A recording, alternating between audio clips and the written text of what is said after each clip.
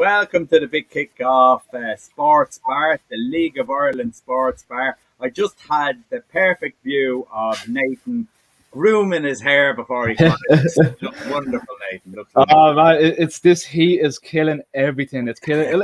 It's not like I never come on here looking like $1,000,000, but it's no, the sweat is doing me no favors. I think I don't know where my jersey stops and where my face begins. So I do apologize for the people tucking into their dinner and having to look at this mug for the next 40 minutes or so. And you're stuck in. You got a blow up pool today, did you?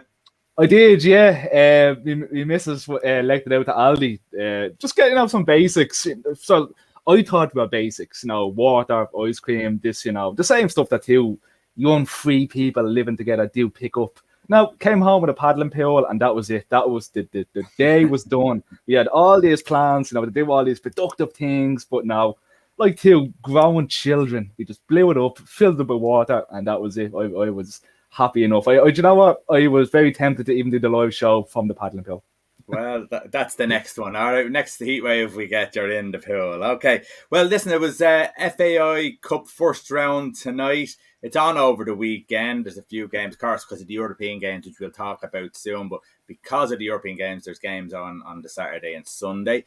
Nathan, I'll talk about. There's a few results, and there's still one going on at the moment, which is Athlone versus Waterford. That's gone into extra time. It's 3-3 at the moment. Waterford are down to 10 men. I watched the Shamrock Rovers game. I think I can nearly tell you what happened in the Shamrock Rovers game in 20 seconds. Basically, it was very much so men against boys. A very young Galway team. Some good players on it, but yeah, there was nothing to shout about. It was like a lion playing with a deer. Baby deer, just playing with its food. The movement they had was brilliant, but they had so much time on the ball. 2 early goals from Gaffney and Watts, and that was the end of it. I was trying to pick out points where I could see for Galway. There wasn't too many. They didn't give up, I suppose, is the only thing, but they're way off with experience, and they badly need experience in the team. It could be very like, if they get promoted, it could be very like Longford this year in the Premier Division, where they really probably needed a spine of experience just to keep the team going. Galway could very well be looking for that now next year if they get promoted. But there is some good players there. You can see them. They're neat. They're tidy. They're well drilled. But Shamrock Rovers just messed with them. Really, it was like a training session. So not too much to report on that one. A lot to report on St. Pat's, albeit, Nathan, first of all, I know it's 6-0, but Bray, it's hugely disappointing, isn't it? It's a mauling as well. Yeah, big time. And we're probably in a similar vein to the Shamrock Rovers games. Pats were 2-0 up just ahead of the 40th minute, and you even had a sense then that it was possibly game over. Pats just had to come out for the first 15 minutes in the first half and not concede, but yeah, it really did start going into men against boys territory in the second half. Now, some absolutely cracking goals. One in particular by Paddy Barrett. It's not a man that you'd imagine for scoring beauties, but he picked the ball up just outside the box and had a lovely swivel of turn. I've never seen Paddy move like that in my life, and absolutely bullet one into the top corner. And that's only one of the 5 goals, but if I was going to mention one, I had to be Paddy Barrett. But yeah, look, going back to Bray, they'd be really disappointed. Really, really have been. I even said to you off here that unfortunately I haven't got the chance to watch much of the first division, just with the amount of football that we're just trying to catch up on here with a 2-man team with me and you. But yeah, that's the second or third time I watched them play, and I've been disappointed every time I've seen them. I think from a Pat's point of view, and probably everyone that watched the game, I was surprised to see that the way they set up with a back three originally, which I think from a Pat side, it could be decent if you're looking to the future. Pats have a game with Shamrock Rovers coming up, and then that's the way that you'd really expect Rovers to set out with the back three centre half. So a little bit of early practice in there for Pats, but it didn't work out whatsoever for Bray Wanderers. The likes of Joe Doyle, who we know as a more attacking player, he wasn't the option to come back and help out in the back three at all. So especially out on the left hand side, that the amount of space that was out there for the likes of Billy Keane, Jay McLennell, Ben McCormick, because we had lots of options to just get themselves into 1v1 situations, and they were just winning them all the time and all the time. And it was in fairness to Pats, we always say, I always say it here, that when you're watching a Pats game, the build-up play is tidy, the possession is balanced and well organised, and there's no rushing into anything that they do. But it was very repetitive. One of the Pats centre halves to pick up the ball. They were coming up against Sam Verdon and Brandon Kavanagh as the front two. Kavanagh playing a bit out of position. We see Kavanagh do his best work out on the wings. So, you see the likes of Lee Desmond, Sam Bowen, or Paddy Barrett pick up the ball handy enough. They'd slot it into Alfie Lewis in the middle, and he just knocked it out to the left-hand side. And that was a constant. That was over and over and over again. And in fairness to Pats, it worked every time they got to it in the 1v1 situation. They looked dangerous. They got a ball in. They made a half chance, or they even got a goal from it. And it was only when Bray went 2-0 up, they reverted back to a back four, and the damage was done by them. Yeah. It sounds very similar to what way the Shamrock Rovers game went. One of the things that I seen in the Shamrock Rovers game was Towell got himself into the game a hell of a lot more now, and seeing his goal in Europe the other week, and now a couple of the performances, he's starting to get into it now, and he's starting to the movement is really, really good, and he hit a brilliant cross in for Gaffney's first goal. It was an excellent cross. But what my point would be is that you can see the gulf in class between the Premier Division in these games and the First Division, and that really these when we talk about a close First Division and we talk about teams looking really good in the First Division, you can see the big gulf in class, can't you? Yeah, big time. And now we've been critical about Bray the past couple, probably for most of the season, really, haven't we? Where they've drawn more games that they won, struggled short goals badly. But you go to a Galway team that has been on the up and up under John Caulfield in the past month or so, and they're starting to mount a challenge for the First Division. Albeit Shells look like they're going to be the team to be down the First Division, but. Yeah, in fairness to Galway, did have a difficult draw up in Tallaght Stadium against Shamrock Rovers, but I can only talk about the game I've seen and the go from class in terms of the squad. Bray missing that little bit of experience, and if this Bray squad was, they're not in the playoffs now at the moment, but to stay in the playoffs and to make a push and to get themselves, there's going to be some serious investment needed. Now, there is good players in the Bray team. We're not knocking them completely. Brian Maher in goal, then we did make a bad mistake for the first goal, but pretty out of character for him. Joe Doyle, like I said, I've been a fan of him. Aaron Barry at the back. So there's good players in that Bray squad, but there's going to be some serious investment needed, and more so just that bit of experience, the Premier Division experience that you do need to step up. Like we're seeing it this year with Longford as well, aren't we? You can go through that Longford squad, and there's some good players in that Longford squad. It's good technical players, good. Like I'm a massive fan of Aaron O'Driscoll at the back. I think he could really be one that could do really, really good things. And you feel bad for him in a way that on paper Longford are conceding all these goals, but it's not truly to the detriment of Aaron O'Driscoll. He's a real shining star in that Longford team. So while these teams can have them little bits of nuggets, you need a more consistent investment, and you need to be bringing in the right characters and the right experienced pros to be sticking around in the Premier Division and to be even challenging with the Premier Division sides when it comes to the FAI Cup. And you said that with Bray, that experience with Conor Clifford in the middle and Shaw up front. Shaw hasn't played all year because of an injury that's niggling at him the whole time. He's only coming on every now and again. So that's a big loss for them, and Conor Clifford being out. So that's where you need your experience, but really that probably wouldn't have helped too much today. And we said before, they haven't performed really that well. They haven't won many games because they're drawn nearly every other game that they play. So you'd be worried a little bit for Bray, and I think you look at Galway and you say, right, well, can you get players in? How do you get players? Do you, when you go up, do you look at the players that the relegated teams, the top players like Deegan, who went to Drogheda at that time, and are you looking to pick off those experienced type players? I mean, not too many are going to go to you who are part of the big clubs. Yeah, but I think the one thing Galway will have in their favour is the offer of full-time football, which some of these promoted clubs can't offer. So that will be one that goes in Galway's favour. And we've seen at the start of this season that they were one of the sides, probably themselves, Shelburne and Athlone, but the three sides in the first division that would probably recruit the heaviest. And not only the heaviest, but brought in the more marquee names and the notable names for any sort of League of Ireland fans. So yeah, I do think Galway will have that in their favour now, in fairness, if they were to get promoted up to the Premier Division. Okay. Well, we look at the other games, and Wexford, an excellent win for them because it's a win.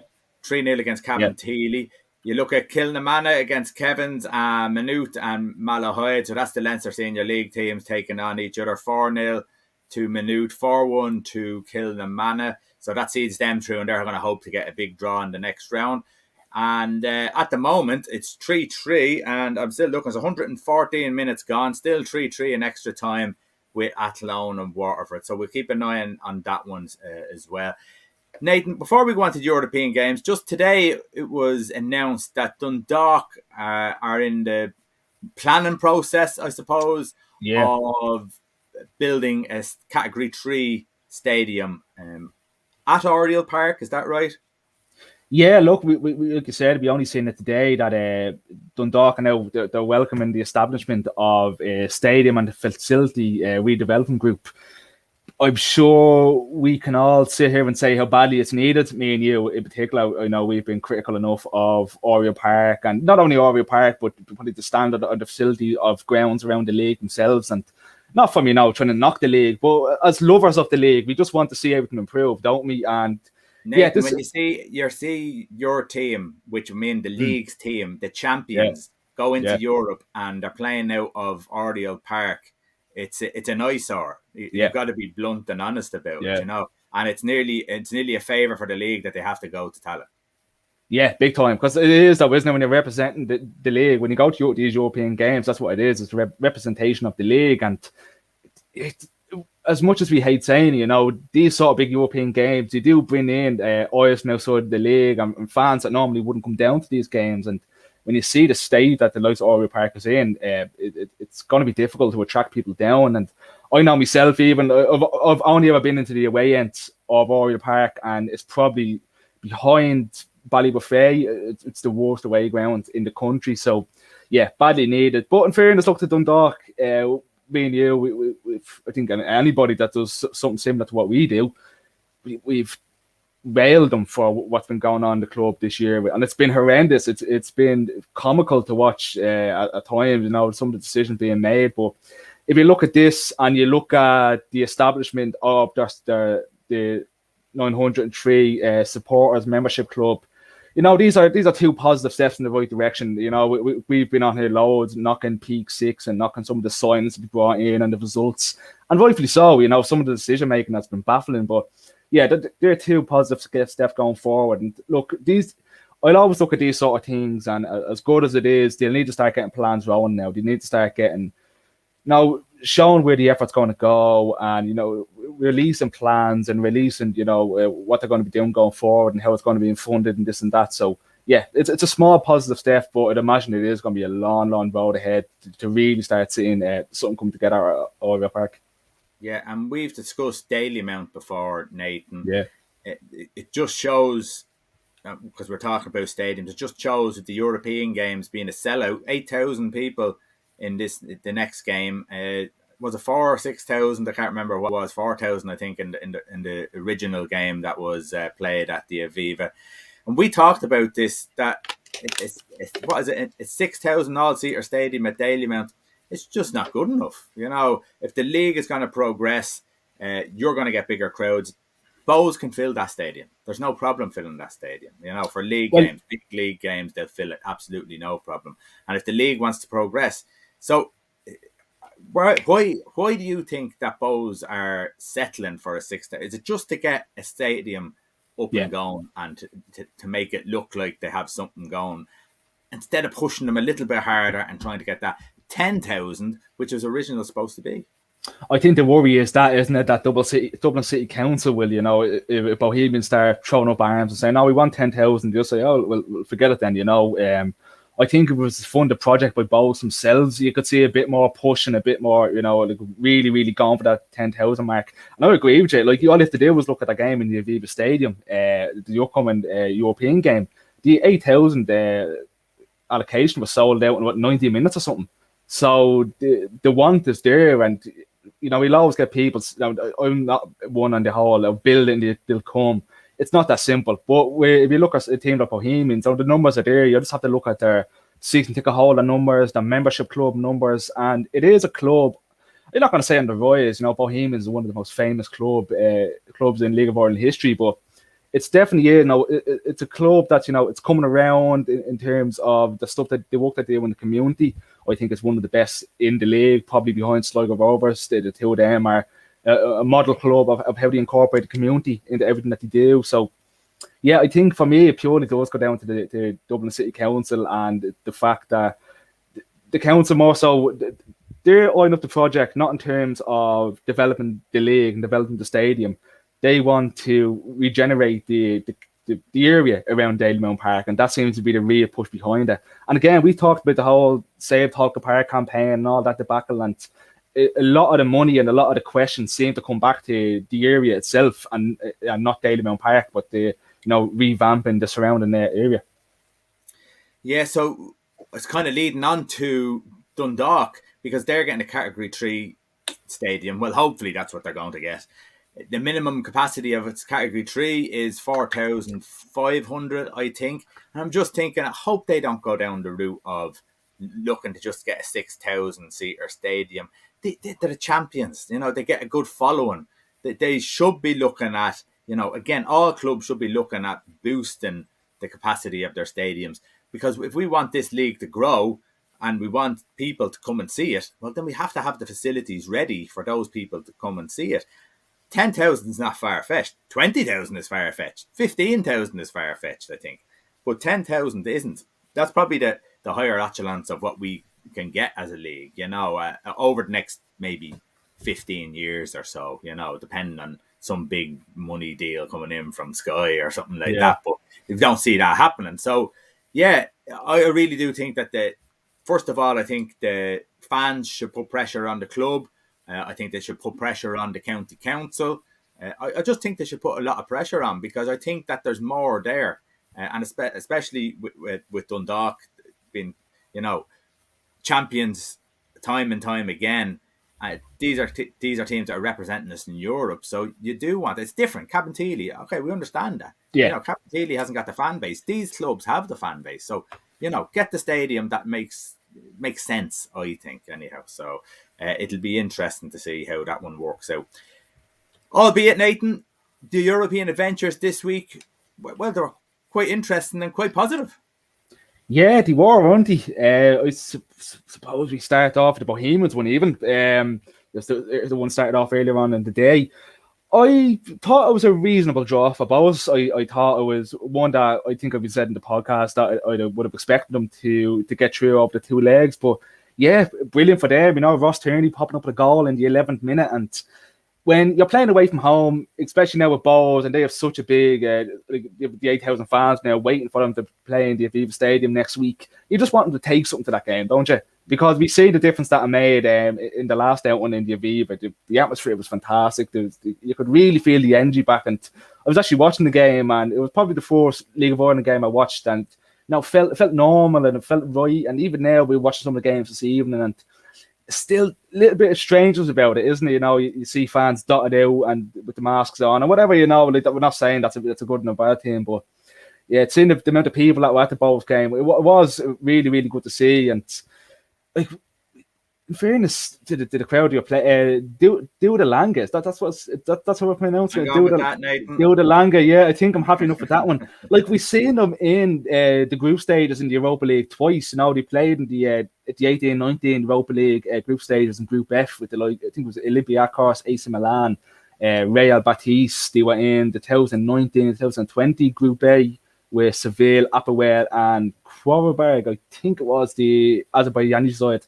Now, they finished bottom of the group on both occasions, but this is a side that we've seen them that he can get to the group stages of Yeah. the Europa League, And and that's this is no just mean feat, Nate. Like, no, it's but no, this have to is be something looked at. that we want to be seeing our sides doing, so we can come on here and be desperate to see your teams getting into the group stages, but then laugh off a Luxembourg side that has been there twice. Like you said, it is no mean feat. You look at some of the teams that don't even make it to the Europa League. There's some the high profile names, there's recognizable names at least. So yeah, it was a good win for them, good 1-0 win. And I know with the away goal, that's probably the one shame. The away goal isn't a thing anymore. It would have been great to go win it up away from home. But yeah, good result for Bows. We taking it back to the Viva.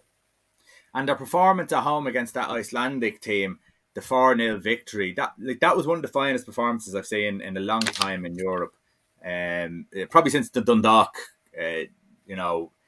big games that they played. We haven't seen any other teams in Europe, bar probably Dundalk, really given good performances like that. Like they cleaned the floor with them. They outplayed them. They outmuscled them. They were in control, and it felt weird to me to watch an Irish team so in control, so dominant, and really, really good. And what I mean by really, really good for the youth that's in that team. Like, it is a young team, Yes. and where does this team go? Every year, Bows seem to have a new team. Does this team leave now and another team come in, as in 3, 4, 5 players, and he has and Keith Long has to rebuild again. So yeah, it's really impressive from where they were at the start of the season to where they are now. Really, really, really important that they now go on and win that game at home, or at least see the tie through, because just for Irish football. Just on away goals. Can I stop you there for a quick second? This Yeah. Athlone and Waterford game, holy Jesus. Waterford went 4-3 up in the 120th minute, and now Athlone have got to go back in the 120th minute. It's 4-4 now, heading into penalties. Sorry about that. My phone was just buzzing. It goes, what is this? We'll keep you posted how it goes anyway. But sorry, yeah. Or there can't be much left anyhow, so it looks like it's going to penalties. Yeah. Sorry, sorry, walk away with the away goals. Well, yeah. The away goals, as you said, are gone, but that's probably a good thing for Dundalk. Yeah, very good thing, isn't it? It's probably on the other side, an absolute blistering start to that game, wasn't it? It was 2 goals in the first 3 minutes. Will Patchen popping up with a goal for Dundalk. Good to see him. We've talked about how impressed we were with him at Derry City at the start of the season.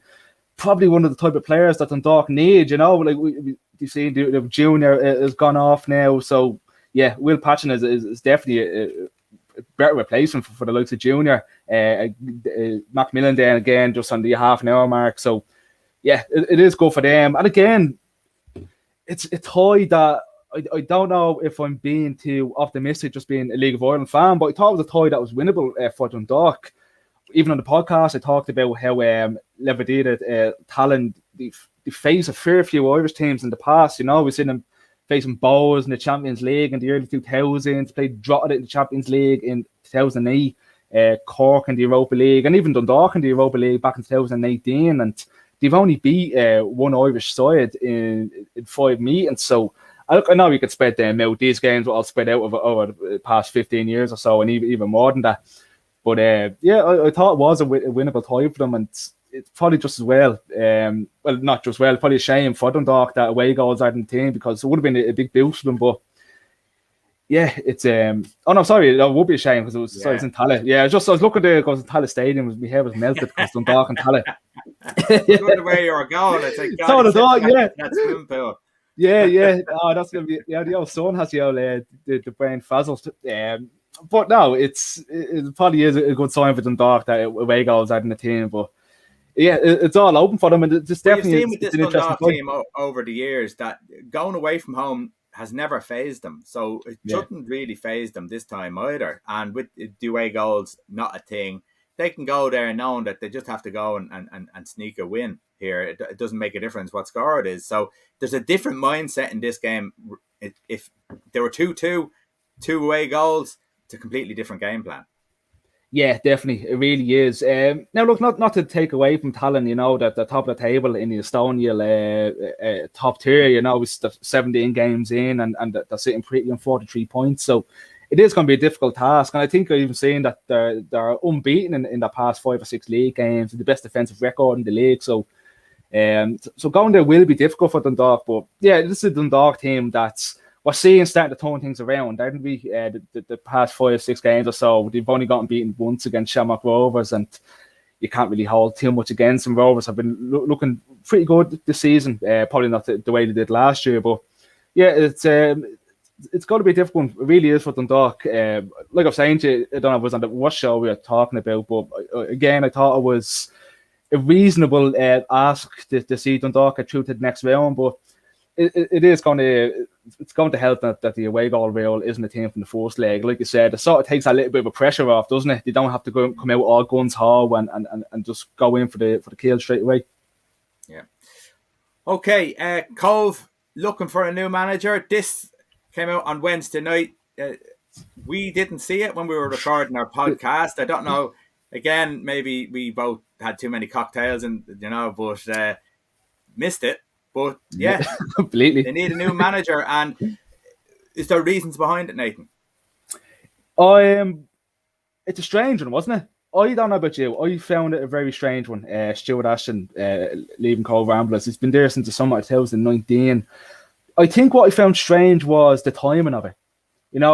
They're facing Liffey Wanderers now in the FAI Cup. I believe that's tomorrow, isn't it? They're facing Liffey Wanderers, which you'd imagine them on paper. You'd think that Cove Ramblers could be beating a non-league side like Liffey Wanderers. Not take away Liffey Wanderers, like I said a couple of times. Now the manager well, Deco Heavey as a good squad coming together there.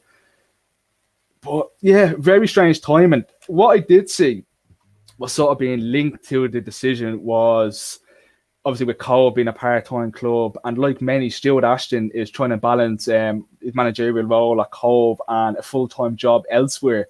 And over the past number of weeks, the two have been clashing somewhat. And apparently, this is all just apparent. This is all you know how this league works. You know how what we the sort of role that me and you play now in the league and all the media hearsay. That's all it can be for now. But yeah, apparently the decision was going to have to be made come the end of the season anyway for Stuart Ashton in terms of his managerial role and his full-time role. So it was one that seemed to be made prematurely.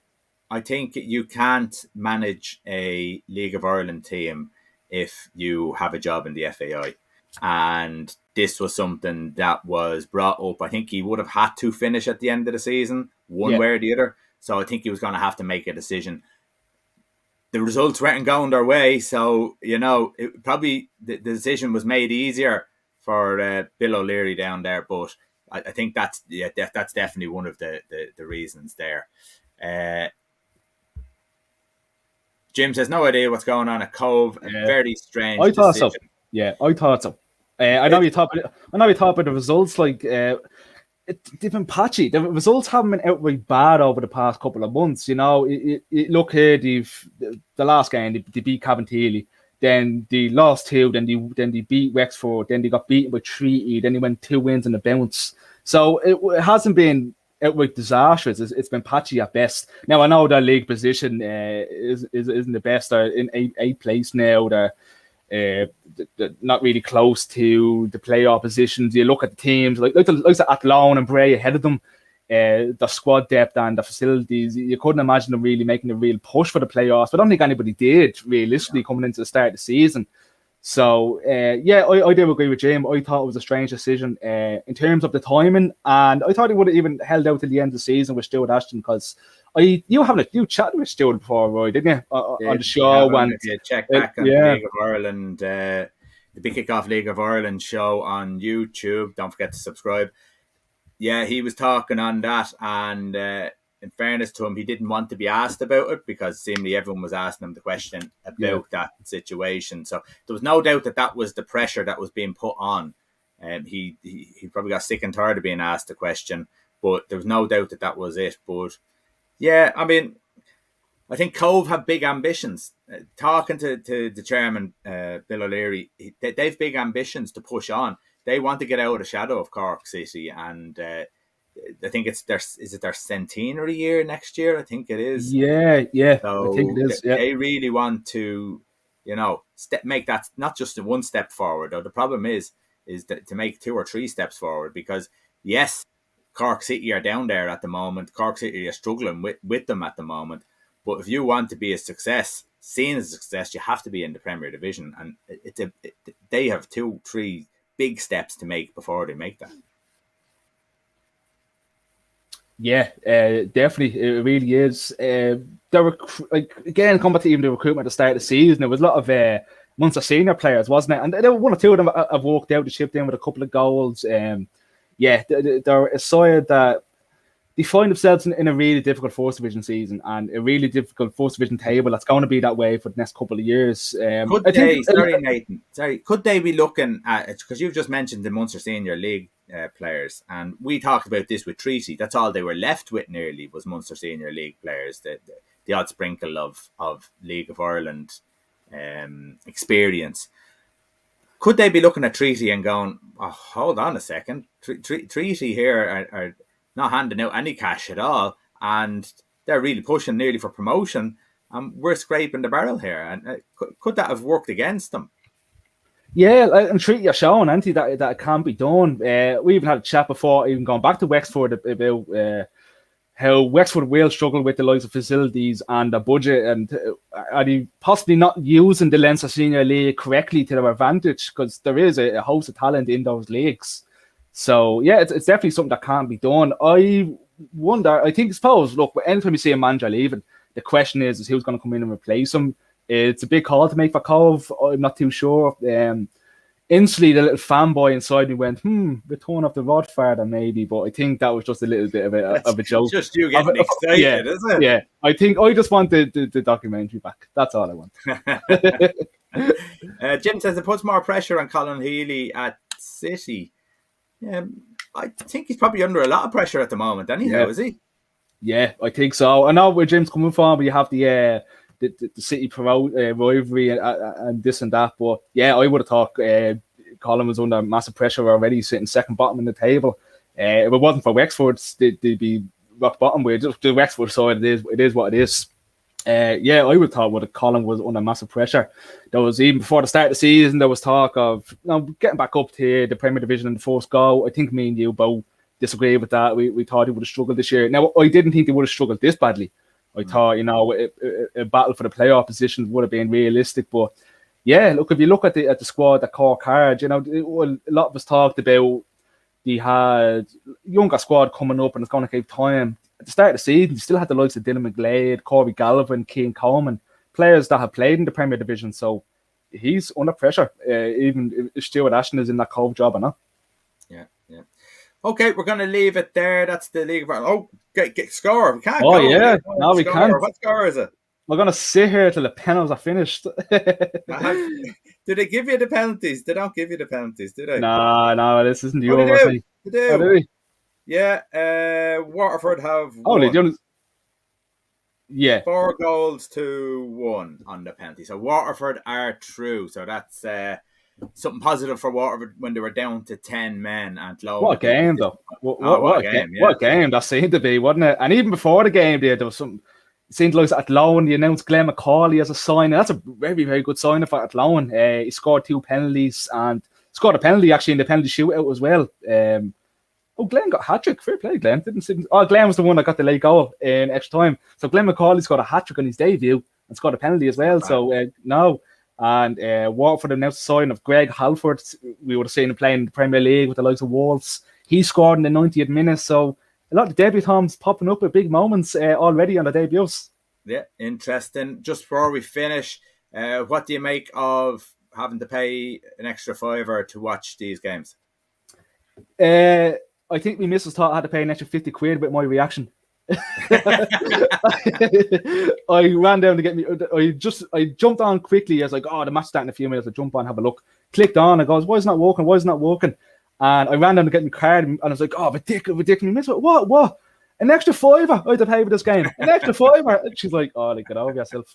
But So you're after so smashing out in a new swimming pool out the back, so yeah, it's, like yeah, I understand. I'm trying to. I'm living that champagne lifestyle and that 7 up budget. It's not easy. Okay, listen, thanks everyone who watched this evening. Jim, thanks for your Hey, contribution. Jim. Really appreciate that.